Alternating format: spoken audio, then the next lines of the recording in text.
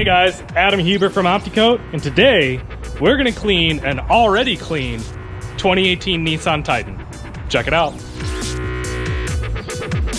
So this Nissan Titan was in a building fire for a couple of hours. So we said, well, let's see what ONR does to it. We're gonna clean it up really quick, and you guys get to see just how ONR just makes this ash, soot, building material fire just come right off of these, no problem at all.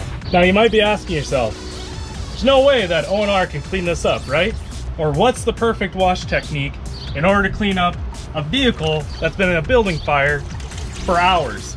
Well, I'm here to tell you that ONR will clean this up, and there is no technique. It was in a fire for hours. The paint's already gonna be messed up. But we're just gonna sit here and we're just gonna wash it. See all that blackness? Gonna put the old BRS back in the bucket. Now this is just ONR at 256 to 1. Nothing crazy. And as you can see, cleans it right up. Now I'm gonna do my favorite little hybrid wash method, which is taking a damp ONR towel and wiping it down first before going into an actual drying towel.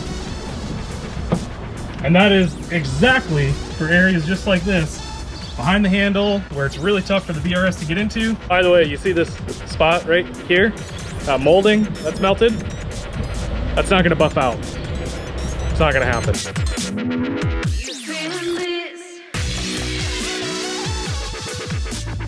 So there you go, guys. If you ever need to clean up a vehicle after it's been in a burning fire, in a building fire for 3 hours, just use ONR. That's it. That's all you need.